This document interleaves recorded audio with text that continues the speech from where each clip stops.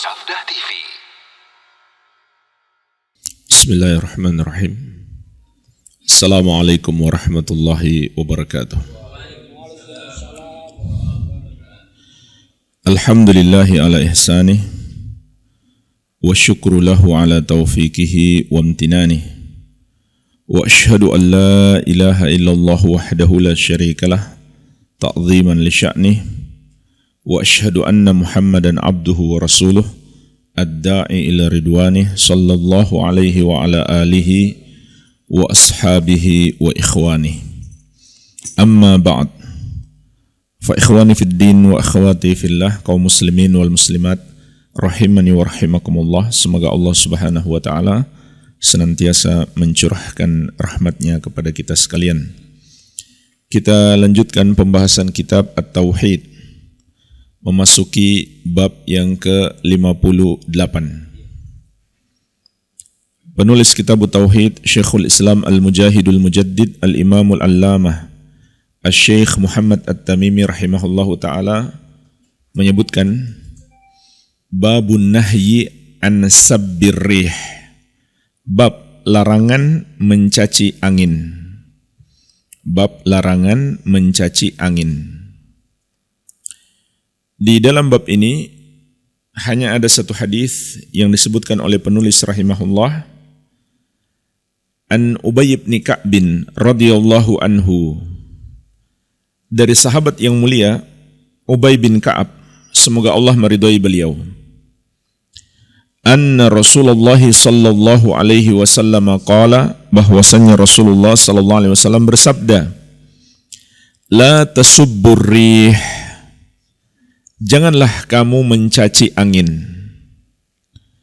Fa idza ra'aitum ma takrahun faqulu, maka apabila kamu melihat sesuatu yang tidak kamu sukai, yaitu ketika angin berhembus, maka ucapkanlah, Allahumma inna nas'aluka min khairi hadhihi rih wa khairi ma fiha wa khairi ma umirat bihi. Ya Allah, kami memohon kepadamu dari kebaikan angin ini dan kebaikan yang ada padanya dan kebaikan yang dengannya dia diperintahkan. Wa na'udzubika min syarri hadhihi rih wa syarri ma fiha wa syarri ma umirat bihi. Dan kami meminta perlindungan kepadamu dari keburukan yang ada dalam angin ini dan keburukan padanya dan keburukan yang dengannya dia diperintahkan. Shahahahu Tirmidzi, hadis ini disahihkan oleh Imam At-Tirmidzi. Hadis ini sahih. Di dalamnya insyaallah taala kita akan menyebutkan secara ringkas 10 pelajaran. Pelajaran yang pertama, an-nahyu an sabbir rih, larangan mencaci angin. Li'annaha khalqun mudabbarun, karena angin itu adalah makhluk yang diatur, yang diperintah oleh Allah.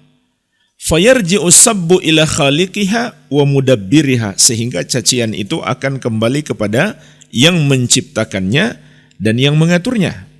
Inilah jemaah sekalian pelajaran terpenting yang bisa kita petik dari hadis ini. Rasulullah sallallahu alaihi wasallam melarang kita mencaci angin karena itu secara tidak langsung sama dengan mencaci Allah, sehingga itu mencederai tauhid. Itu mencederai tauhid. Kalau seseorang tidak bermaksud mencaci Allah, tidak sampai tingkat kekufuran, namun itu adalah dosa besar. Akan tetapi kalau dia bermaksud mencaci Allah, tidak diragukan lagi, itu adalah termasuk kekufuran. Jadi inilah sebabnya mengapa bab ini disebutkan oleh penulis rahimahullah dalam kitab At-Tauhid, karena mencaci angin secara tidak langsung sama dengan mencaci Allah Subhanahu wa taala. Sama dengan larangan mencaci masa, mencaci waktu yang sudah kita lewati pembahasannya.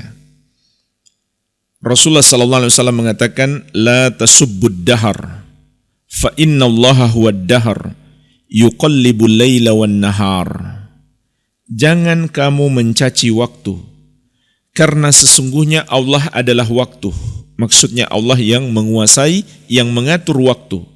Dialah yang mengatur waktu malam dan siang. Karena waktu sama dengan angin. Makhluk yang gak ada kehendak sendiri. Dia berjalan, dia beredar karena diatur oleh Allah Subhanahu wa ta'ala. Kalau kita mencelanya, sama saja secara tidak langsung kita mencela Allah Subhanahu wa ta'ala. Dan kiaskan ini kepada semua makhluk yang semisal. Contoh, angin, selain angin, air,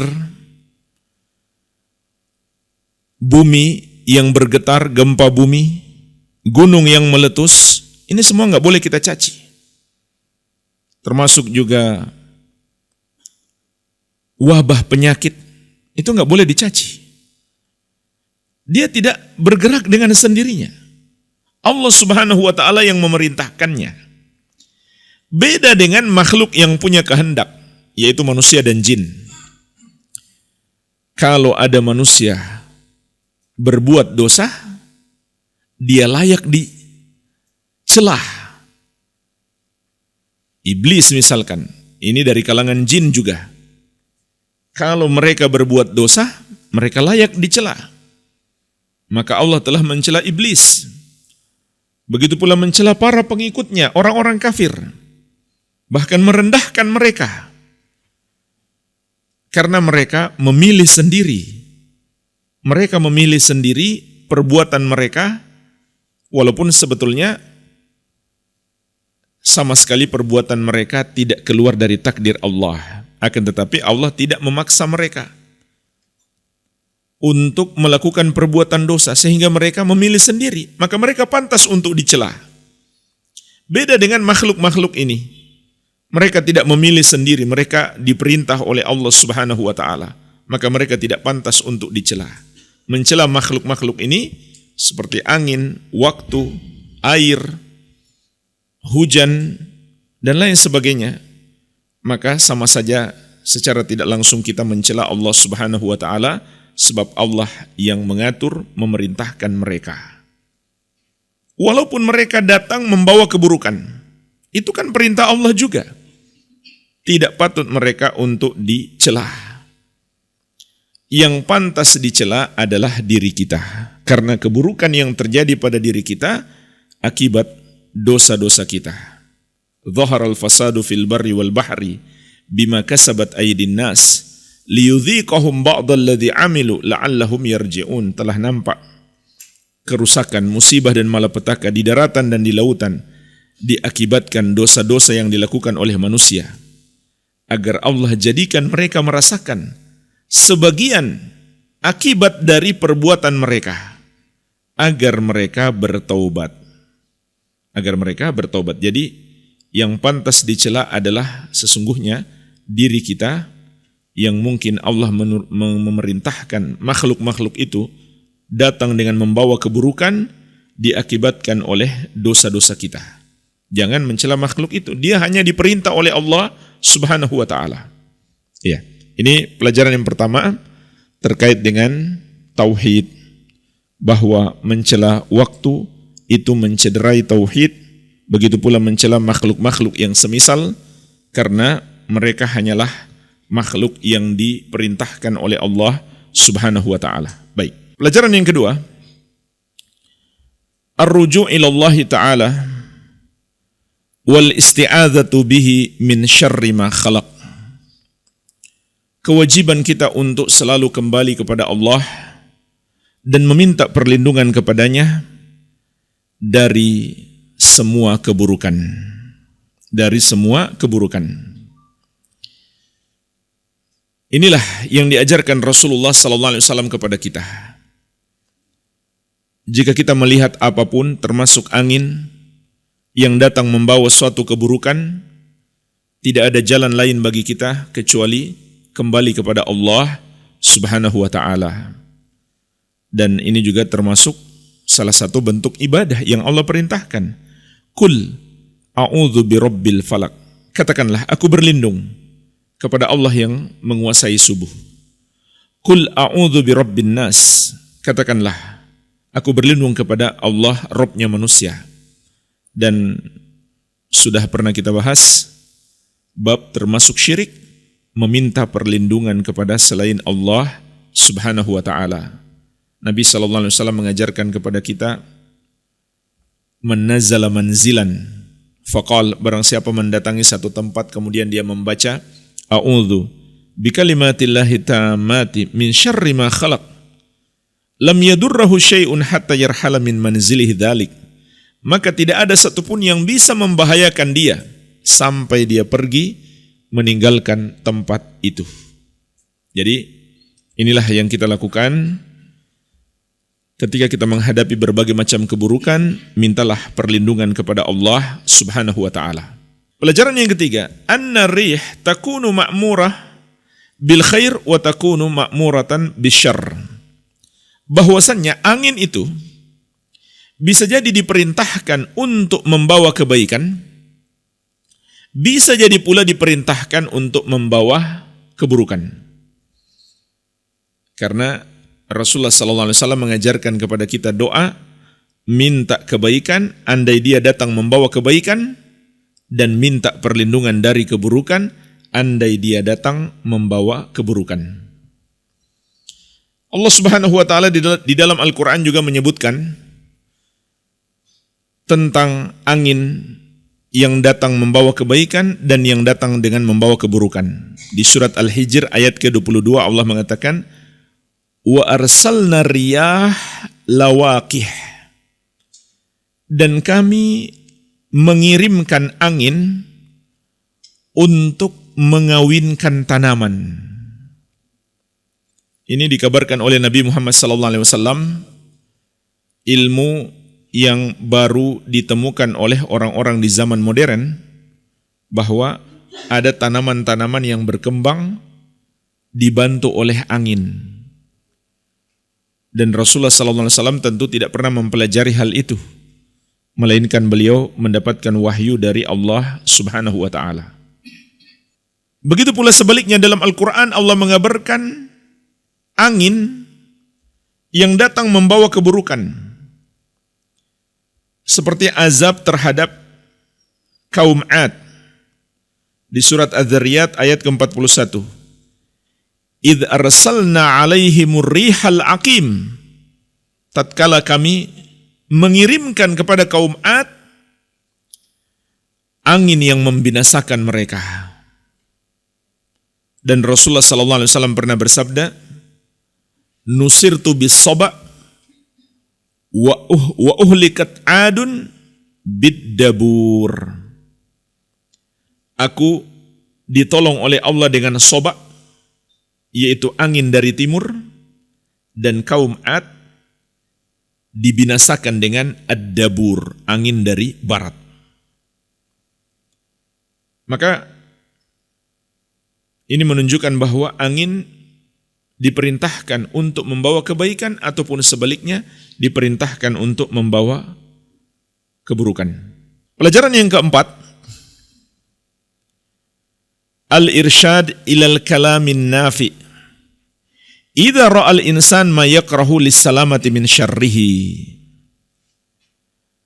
Bimbingan Nabi SAW kepada kita untuk mengucapkan yang bermanfaat apabila kita melihat sesuatu yang tidak kita sukai atau sesuatu yang membahayakan kita, agar kita selamat darinya.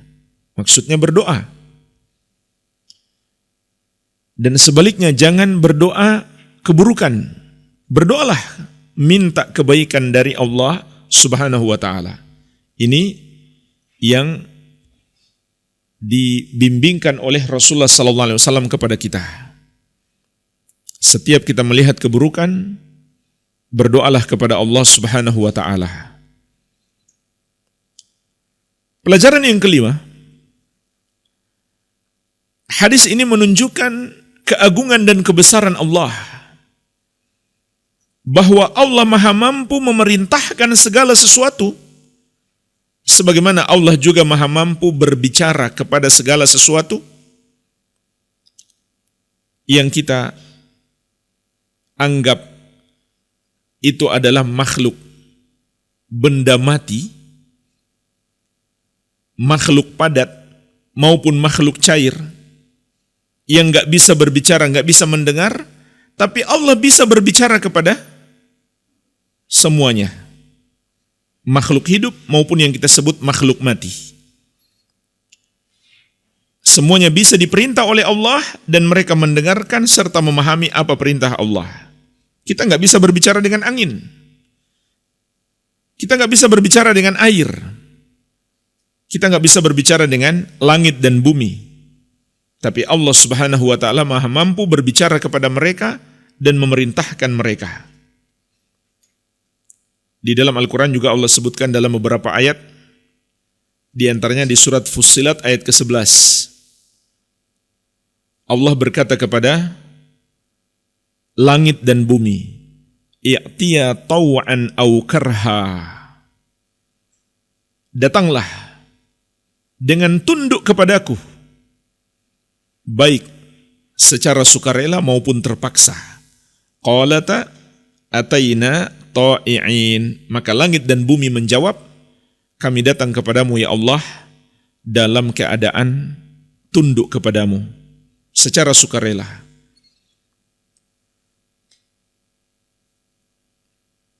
Bukan tidak mau tunduk kepadamu sehingga kami terpaksa, bukan.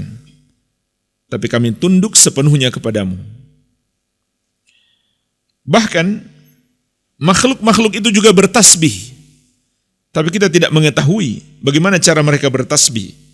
Sebagaimana di surat Al-Isra ayat ke-44, "Wa in min syai'in illa yusabbihu bihamdihi walakin la tafqahuna tasbihahum." Dan tidak ada sesuatu apapun kecuali semuanya bertasbih dengan memuji Allah Subhanahu wa Ta'ala, akan tetapi kalian tidak memahami tasbih mereka. Maka ini menunjukkan kepada kita keagungan dan kebesaran Allah. Seluruh makhluk tunduk kepadanya dan dia maha mampu berbicara kepada seluruh makhluk, memerintahkan seluruh makhluk. Pelajaran yang keenam, hadis ini juga menunjukkan kepada kita perintah Allah itu ada dua macam. Perintah kauni dan perintah syar'i. Sebab dalam hadis ini dikatakan, wa khairu ma umirat bihi. Kita meminta kepada Allah kebaikan yang dengannya angin itu diperintahkan. Maka ini adalah perintah kauni namanya. Perintah yang terdapat dalam takdir Allah Subhanahu wa Ta'ala. Adapun yang terdapat dalam Al-Quran dan hadis, perintah untuk melakukan amal soleh, itu disebut perintah syar'i. Contoh, Allah memerintahkan kita untuk menunaikan amanah.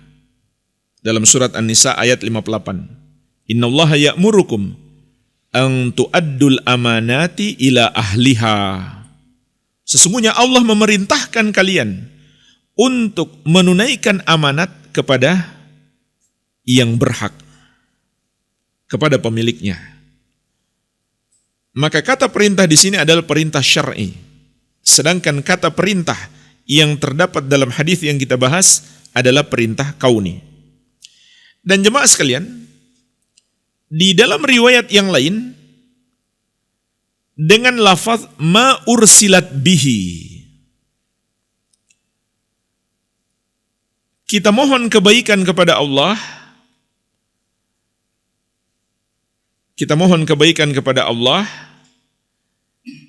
yang dengannya angin itu diutus. Jadi dengan lafaz diutus. Adapun lafaz hadis yang kita bahas diperintah. Nah, pengutusan ini juga ada dua. Pengutusan kauni dan pengutusan syar'i. Pengutusan kauni dan pengutusan syar'i. Maksud hadis ini adalah pengutusan kauni, yaitu pengutusan yang terjadi dalam takdir Allah.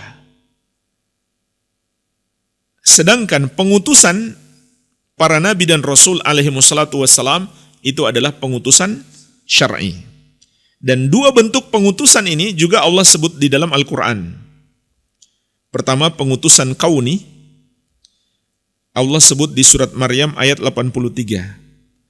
Alam tara anna arsalna syayatin 'alal kafirina ta'uzzuhum azza. Tidakkah kamu melihat bahwasanya kami mengutus setan-setan atas orang-orang kafir yang menghasung mereka untuk berbuat kesesatan dengan sekuat-kuatnya? Apakah Allah ridho setan-setan itu diutus kepada orang-orang kafir? Tidak. Sama dengan penciptaan setan. Allah tidak meridhoi setan. Karena itu bukan syar'i, melainkan kauni. Yang Allah ridho adalah pengutusan para rasul, seperti di surat An-Nisa ayat 79, wa arsalnaka linnasi rasula. Kami mengutus engkau kepada manusia sebagai rasul. Maka pengutusan rasul itu yang Allah ridhoi. Jadi perbedaan antara kauni dan syar'i, yang kauni belum tentu Allah ridhoi, belum tentu Allah cintai.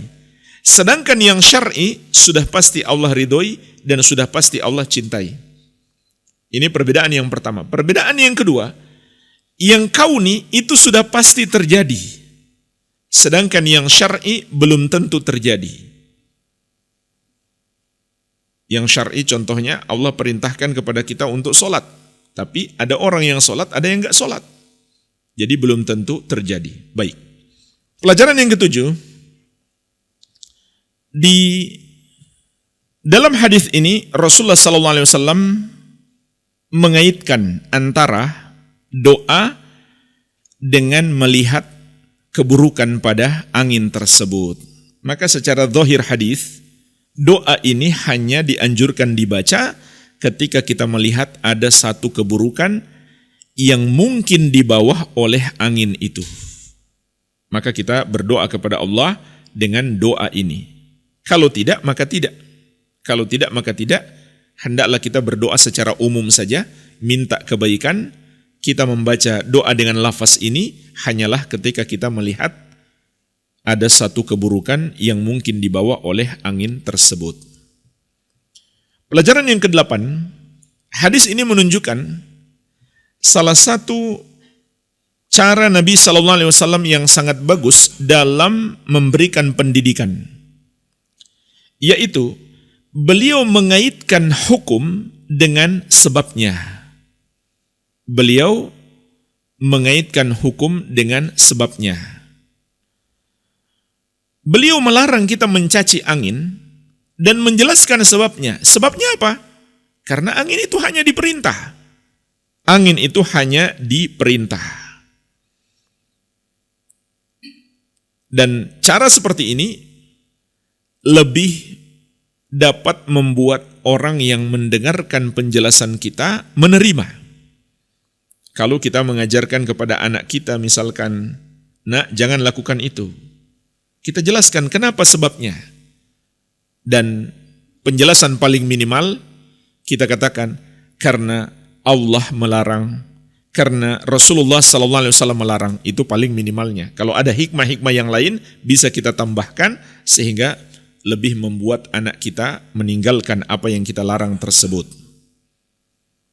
Pelajaran yang ke-9, hadis ini juga menunjukkan kepada kita hendaklah setiap muslim memanfaatkan setiap momen untuk memberi nasihat, untuk berdakwah. Terutama ketika melihat suatu bahaya yang mengancam manusia ataupun bahaya yang sudah tertimpa kepada manusia. Itu bisa dijadikan momen, kesempatan untuk memberi nasihat. Dan ini sering dilakukan oleh Rasulullah SAW. Ketika ada gerhana, Rasulullah SAW langsung menasihati kaum muslimin untuk melakukan amal-amal soleh. Setiap kali ada terjadi perubahan di alam, Rasulullah SAW merasa takut karena khawatir jangan-jangan akan datang azab Allah, sekaligus beliau manfaatkan itu untuk mengingatkan manusia. Karena bisa jadi itu adalah azab Allah dan harus segera kita hadapi dengan taubat dan istighfar. Termasuk juga saudara-saudara kita di Cianjur sekarang yang tertimpa musibah, maka sangat bagus kita manfaatkan untuk menasihati mereka, di samping tentu kita memberikan bantuan. Kita memberikan bantuan dan itu bisa dimanfaatkan untuk menasihati mereka. Terlebih lagi, orang yang kita beri bantuan, kalau kita beri nasihat, dia akan cenderung mendengar. Dan ini metode Rasulullah SAW. Beliau seringkali memberi bantuan, tujuannya untuk menasihati orang itu. Tujuan beliau memberi nasihat kepada orang tersebut, bukan semata-mata memberi bantuan, tapi beliau ingin orang itu mendapatkan hidayah.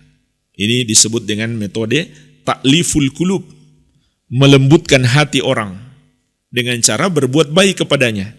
Ini akan membuat hatinya lembut sehingga mudah menerima nasihat kita. Pelajaran yang ke-10.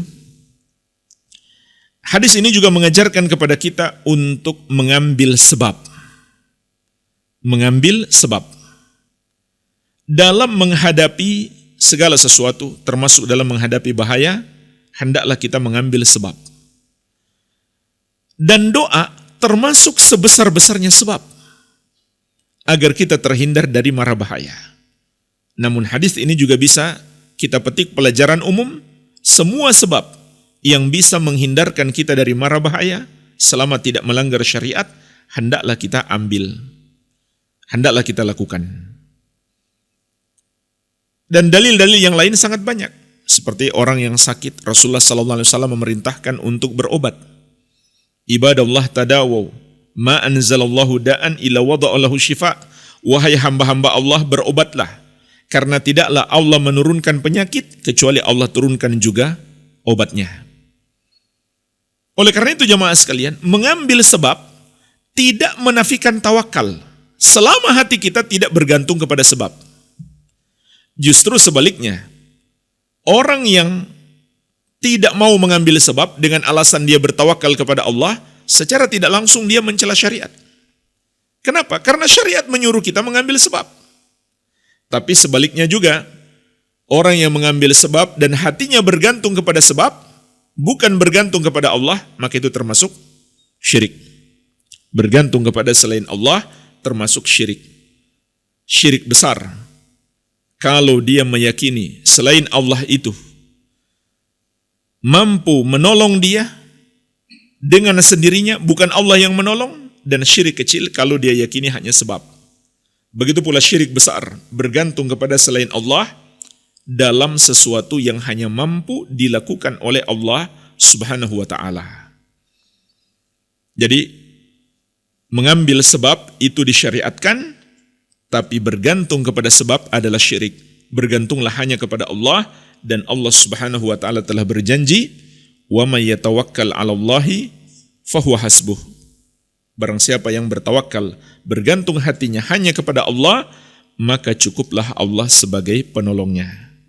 Inilah jemaah sekalian secara singkat 10 pelajaran yang bisa kita petik dari hadis dalam bab ini. Semoga bermanfaat. Lebih dan kurangnya saya mohon maaf. Wabillahi taufik.